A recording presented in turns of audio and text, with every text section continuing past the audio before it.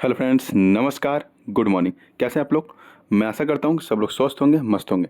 तो आज current affair में देखते हैं क्या सीखने को मिलता है। आपको पता है कि मैं डेली करंट अफेयर पढ़ाता हूँ यहाँ पे, वो भी मैप के साथ। ठीक है, तो आज 26 जुलाई और आपका स्वागत करता हूँ CS के CM क्लासेज में। और यहाँ पे देखते हैं आज आपको क्या सीखने को मिलता है। ठीक है, तो देर नहीं करते हुए शुरू करते हैं आज का करंट अफेयर। उससे पहले मैं आपसे एक रिक्वेस्ट करूँगा कि आपको वीडियो अगर अच्छी लग रही हो और पढ़ाने का तरीका अगर अच्छा लग रहा हो तो ज़्यादा से ज़्यादा लाइक, शेयर और सब्सक्राइब करना न भूलें प्लीज़। ठीक है, तो आइए शुरू करते हैं आज का करंट अफेयर। देखते हैं आज का क्या नया मिलेगा आपको। तो कारगिल विजय दिवस कब मनाया जाता है ये आपको बताना है। कारगिल विजय दिवस के बारे में कौन नहीं सुना होगा? ठीक है, जो 90 के बाद पैदा हुआ है उसको तो ज़्यादा से ज़्यादा पता होगा कारगिल विजय दिवस के बारे में। ठीक है, तो कारगिल विजय दिवस कब मनाया जाता है ये आपको बताना है। और ये रहा आपका ऑप्शन और इसका सही जवाब है 26 जुलाई।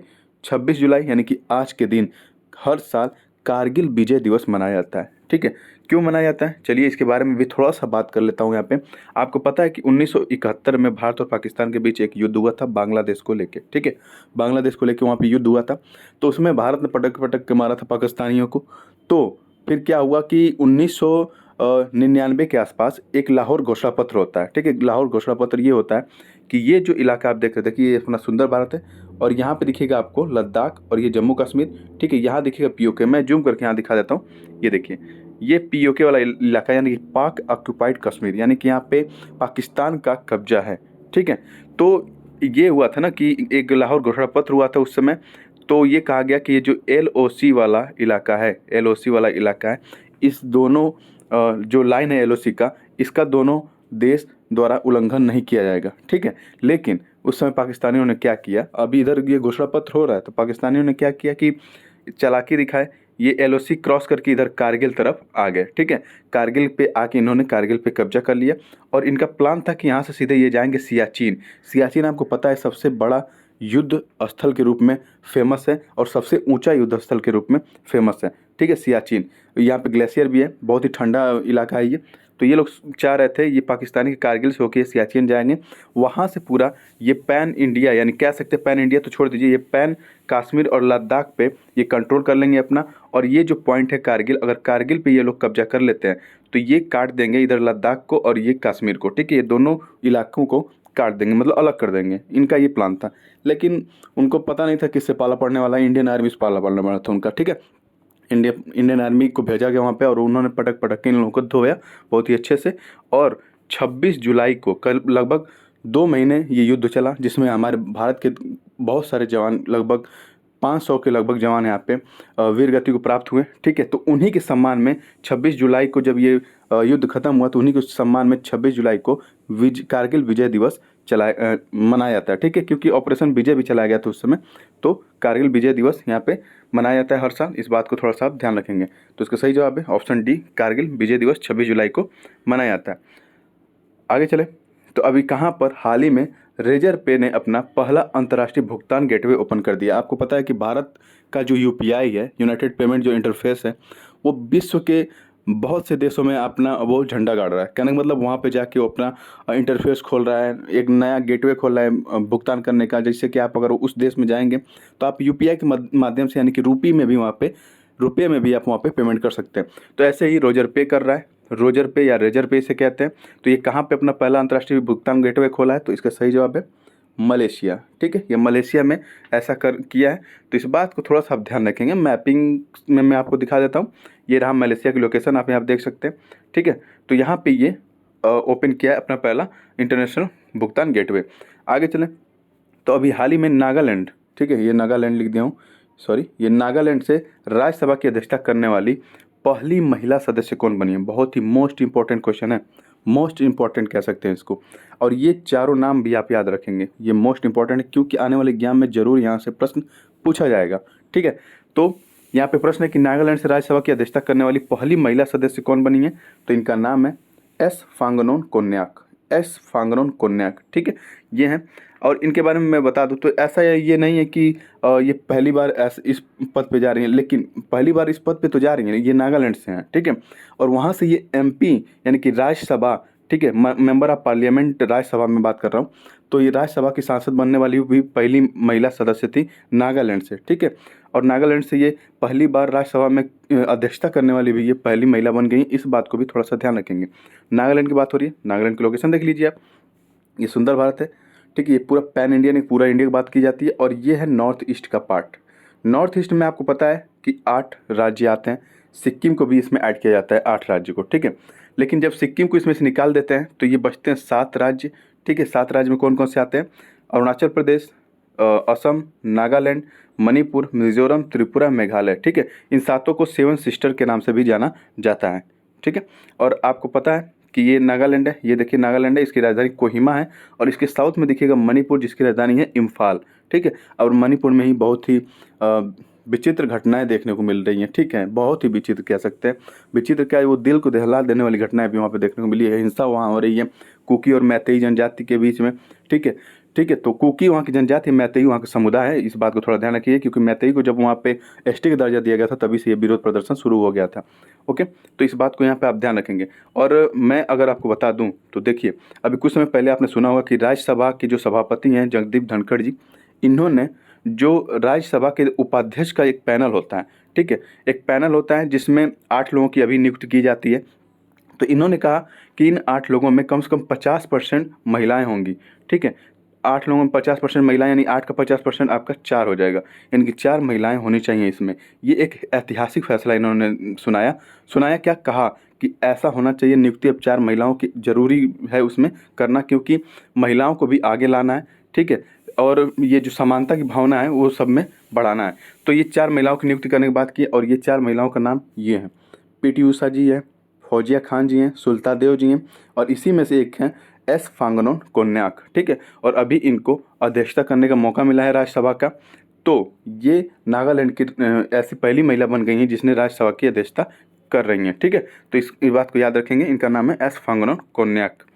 आगे चलें अगले प्रश्न की तरफ। तो अभी हाल ही में किस देश ने भारतीय क्रिकेट बोर्ड से अपने यहाँ एक क्रिकेट स्टेडियम बनाने की उम्मीद जताई है, या फिर आशा जताई है, या फिर रिक्वेस्ट किया है, भी कह सकते हैं आप, ठीक है। तो इसका सही जवाब है ईरान। ईरान ने कहा कि भैया भारत, ठीक है, भारत से कहा भैया आप काम करिए कि मेरे भी जो यहाँ के प्लेयर हैं ना, वो कह रहे हैं कि मैं खेलना चाहता हूँ इंडियन प्रीमियर लीग में, यानी कि आईपीएल में। तो आप काम करिए कि इनको भी ट्रेनिंग दीजिए, और यहाँ पे जो आप चाबहार बंदरगाह बना रहे हैं यहीं पे आप स्टेडियम भी एक खोल दीजिए, ठीक है। ईरान ऐसे कहा भारत से। तो भारत ने कहा चलिए ठीक है, देखते हैं क्या होगा। तो आगे जो डेवलपमेंट होगी मैं उसको बताऊंगा यहाँ पे। तो आप याद रखेंगे, ईरान ने रिक्वेस्ट किया था या फिर अर्ज किया था कि आप यहाँ पे एक स्टेडियम खोलिए चाबहार पोर्ट पे, ठीक है। आगे चले, अगला प्रश्न है, हाल ही में किस देश ने लिंग परिवर्तन, ठीक है, और लिंग परिवर्तन और ट्रांसजेंडर विवाह पर प्रतिबंध लगाया? तो ये आपको इनका चेहरा देख के आप समझ गए होंगे कि किस देश की बात की जा रही है। ये तो फेमस चेहरा है, ठीक है, ये हैं व्लादिमीर पुतिन, ठीक है। ये पुतिन है साहब हैं जो रूस के प्रेसिडेंट हैं, और इन्होंने ऐसा किया है, लिंग परिवर्तन और ट्रांसजेंडर विवाह पे अपने यहाँ रूस में प्रतिबंध लगा दिया है, ठीक है। और ये ऐसा क्यों कर रहे हैं? क्योंकि आपको पता है कि यूक्रेन से वॉर चल रहा है। तो ये कारण तो नहीं हो सकता कि यूक्रेन से वॉर चल रहा है तो ये प्रतिबंध लगा देंगे। देखिए, आप ज़्यादातर देखेंगे यूरोपीय कंट्री में, पश्चिमी यूरोप साइड में खासकर, वहाँ पे बहुत ही सारी डेवलपमेंट हो रही है समाज को लेके। जैसे कि अभी हाल ही में आपको देखने को मिला होगा कि लाटविया के जो प्रेसिडेंट हैं, ठीक है, जो लाटविया के प्रेसिडेंट हैं, इनका नाम है एडगर रेंकेविक्स। ये अभी हाल ही में वहाँ पे समझ लीजिए एक कह सकते हैं कि गे प्रेसिडेंट के तौर पे इनकी नियुक्ति हुई है, ठीक है। ये पहले गे प्रेसिडेंट के रूप में खुलेआम से कह रहे हैं कि हम गे हैं, और इनकी प्रेसिडेंट के रूप में नियुक्त हुई है। यानी वहाँ पे समलैंगिकता को बढ़ावा दिया जा रहा है, उनको समाज में एक अच्छी जगह दी जा रही है, ठीक है। समाज की जो रूढ़िवादी सोच है उसको तोड़ा जा रहा है वहाँ पे, ठीक है। तो ये पश्चिमी यूरोप की बात हो रही है, ये वाले इलाके जो है ये पश्चिमी यूरोप में आते हैं। और आपको पता है कि राइवलरी चली आ रही है रसिया और यूरोप में बहुत दिनों से, ठीक है।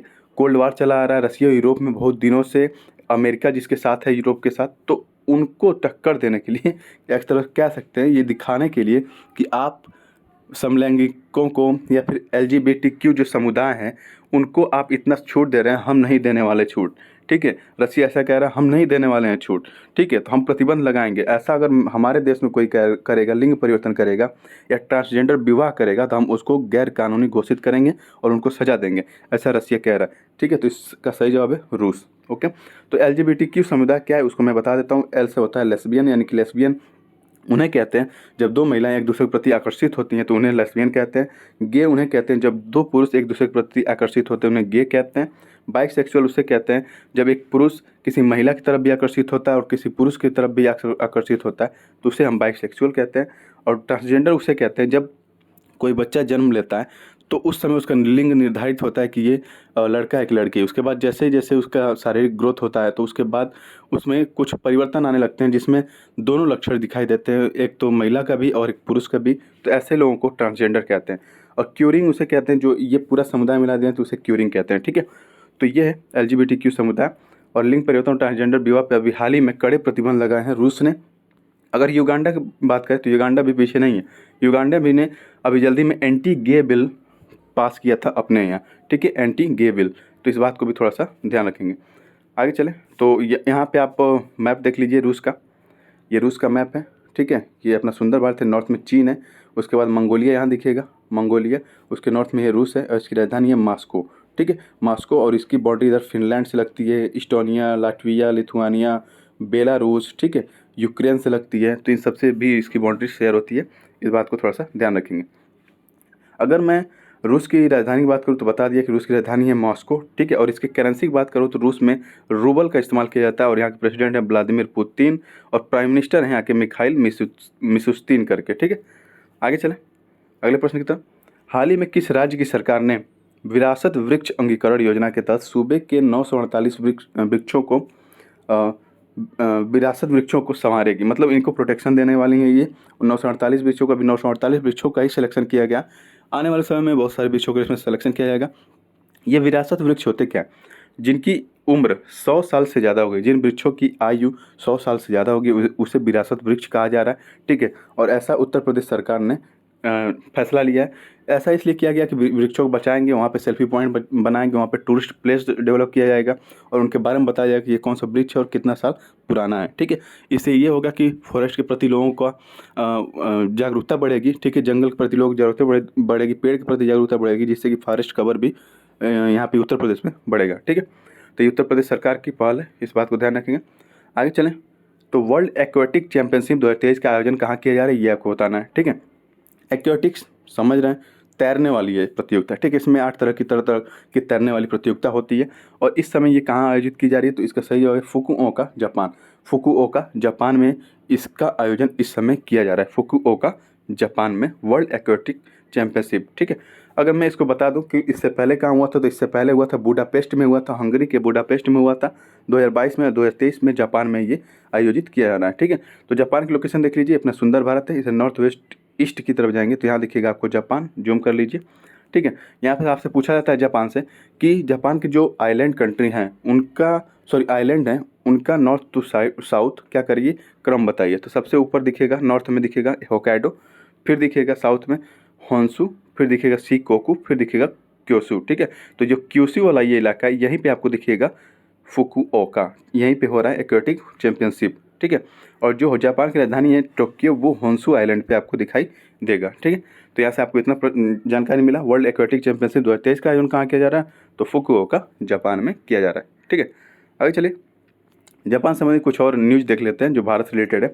Japan become second Quad partner to sign semiconductor pact with India.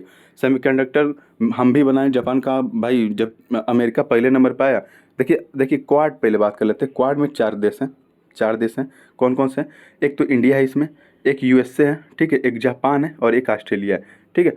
तो यूएसए ने ये कहा कि भैया इंडिया हम आपके साथ कंडक्टर वो सेमीकंडक्टर बनाएंगे, ठीक है। तो जापान कहा कि हम काहे पीछे रहे, हम आपके साथ वो सेमीकंडक्टर बनाएंगे, ठीक है। तो दोनों लोग क्या हुआ आगे, पहले तो ये यूएसए आ गया, उसके बाद जापान आ गया, तो सेकेंड क्वाड कंट्री बन गया जापान जो भारत के साथ सेमीकंडक्टर पैक्ट साइन किया है, ओके। इस बात को याद रखेंगे। तो आगे देखिए Japan seriously looking at joining at India UPI payment system. मैंने अभी आपको बताया कि फ्रांस में बेस्टिल डे के समारोह पे जब गए थे प्रधानमंत्री नरेंद्र मोदी जी, तो वहाँ पे इन्होंने चिल्ला चिल्ला कहा कि फ्रांस में अब यूपीआई क्या करेगा, ज्वाइन करेगा। यूपीआई ज्वाइन कर लिया फ्रांस, और फ्रांस में अगर आप घूमने जाते हैं तो वहाँ पे आप यूपीआई के माध्यम से रुपीज़ में यानी कि रुपये में आप पेमेंट कर सकते हैं। देखिए, पेमेंट वहीं कर पाएंगे जहाँ पे कोई अगर यूपीआई को लेता हो, ठीक है। कहने का मतलब, आप कहीं भी जा रहे हैं, पता चले कि वो यूपीआई को नहीं ले रहे हैं, वो कोई और इंटरफेस यूज कर रहा है, तो वहाँ पे नहीं कर पाएंगे। लेकिन ऑफिशियल तौर पे ये अनाउंस कर दिया गया। तो यूपीआई को ज्वाइन करने के लिए इंटरेस्ट दिखा रहा है जापान भी, इस बात को थोड़ा सा ध्यान रखेंगे। और प्रोजेक्ट स्मार्ट चलाया जा रहा है, भारत और जापान मिलकर प्रोजेक्ट स्मार्ट चलाया जा रहा है। इसके तहत क्या किया जाएगा, जो स्टेशन हैं, ठीक है, जो रेलवे स्टेशन के आसपास की जो ज़मीन है, देखते हैं आपकी ये रेलवे की संपत्ति है, ठीक है, तो बहुत सारी संपत्ति होती है, तो उनको डेवलप किया जाएगा एक स्मार्ट शहर के रूप में, सिटी के रूप में, ठीक है।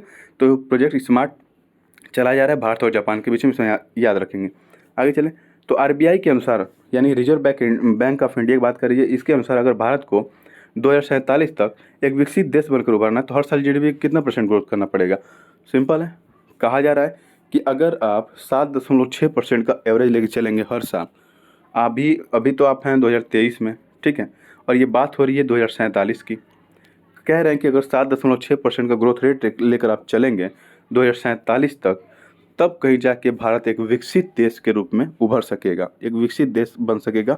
ये रिजर्व बैंक ऑफ इंडिया का कहना है, ठीक है। तो इस बात को थोड़ा सा ध्यान रखेंगे। आगे चलें कि वर्ल्ड ट्रेड ऑर्गेनाइजेशन यानी कि WTO की जो जनरल काउंसिल थी, ठीक है, WTO की जो जनरल काउंसिल है, और देखिए WTO का मुख्यालय जो है स्विट्ज़रलैंड जिनेवा में, तो वहीं पे जनरल काउंसिल की मीटिंग हुई और वहाँ पे ये फैसला लिया गया कि जो विदेश मंत्री हैं थानी बिन अहमद अल जायोदी, ठीक है, तो इनको 2024 में होगा 13वां मंत्री स्तरीय सम्मेलन, 2024 में होगा 13वां मंत्री स्तरीय सम्मेलन WTO का, तो उसकी अध्यक्षता ये करेंगे। तो ये बात की जा रही है कि ये कौन से देश के विदेश मंत्री हैं, सॉरी व्यापार मंत्री हैं, ये बताया जा रहा है, पूछा जा रहा है आपसे। तो इसका सही जवाब है संयुक्त अरब अमीरात, ठीक है।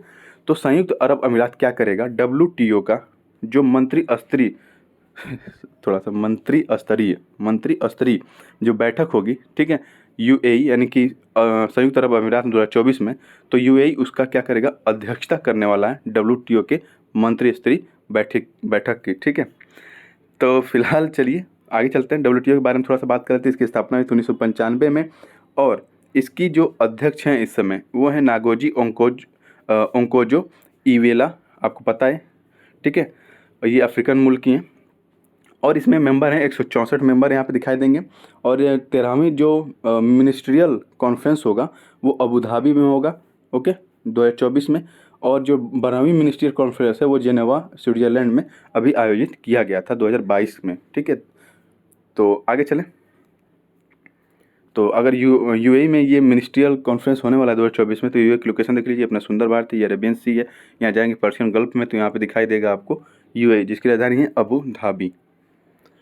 अगला प्रश्न है, बेंगलोर में हुई विपक्षी दलों की बैठक में यूनाइटेड प्रोग्रेसिव अलायंस उसे कहते हैं जब जो मान लीजिए इस समय बीजेपी है, ठीक है, बीजेपी को NDA बोला जाता है, ठीक है।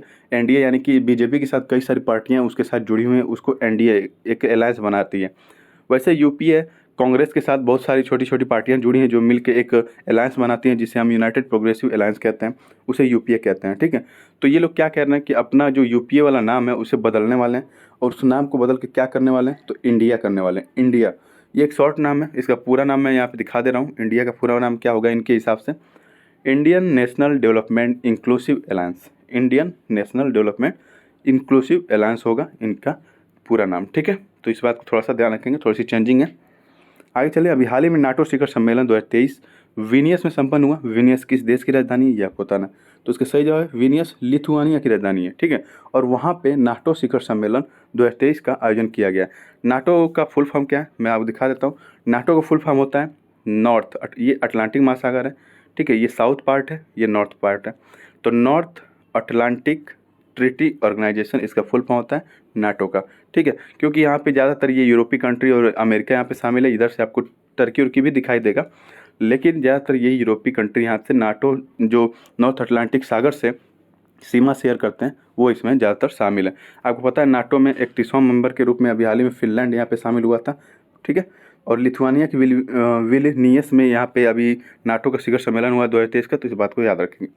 आगे चलिए, विंबलडन 2023 प्रतियोगिता में पुरुष एकल वर्ग में विजेता कौन बना, ये आपको बताना है। तो इसका सही जवाब है पुरुष एकल वर्ग में कार्लोस अल्कराज, जो स्पेन के हैं, ठीक है। इन्होंने नोवाक जोकोविक जो सर्बिया के उनको हराया और विंबलडन 2023 का खिताब जीत लिया, ठीक है। जैसे देखिए, ये प्रतियोगिता जब शुरू होती है ना, तो पहले ऑस्ट्रेलिया शुरू होगी, तो ऑस्ट्रेलियन ओपन होता है। उसके बाद ये लोग क्या करते हैं, शुरू करते हैं फ्रांस में, तो इसे हम फ्रेंच ओपन कहते हैं। उसके बाद विंबलडन, यानी कि यहाँ पे इंग्लैंड में ये लोग आ जाते हैं, तो यहाँ पे विंबलडन होता है। उसके बाद अब होगा यहाँ पे आके यूएस ओपन, ठीक है, यूएस ओपन। अगर मैं क्रम बता दूँ कौन कौन क्या जीता है पुरुषों में, तो ऑस्ट्रेलियन ओपन पुरुषों में नोवाक जोकोविक जीते थे, फ्रेंच ओपन भी नोवाक जोकोविक जीते थे। उसके बाद विंबलडन ये भी खेलने गए, तो कार्लोस अल्कराज आए, कहे कि नहीं बहुत हो गया तुम्हारा, इस बार मैं जीतूंगा। तो 2023 का विंबलडन जो है कार्लोस अल्कराज नोवाक जोकोविच को हरा के जीत लिए। महिलाओं की बात करें तो ऑस्ट्रेलियन ओपन महिला में आरियाना साबालेंका जीती हैं और इगा स्वितेक फ्रेंच ओपन जीती हैं, और मार्केटा वोंड्रोसोवा है, इन्होंने विंबलडन जीता है, ठीक है। आगे चलें, तो फिलहाल आज के करंट अफेयर में इतना ही। वीडियो कैसी लगी आपको कमेंट बॉक्स में लिख के जरूर बताएं। ज़्यादा से ज़्यादा वीडियो को लाइक और सब्सक्राइब करना ना भूलें। थैंक यू, जय हिंद।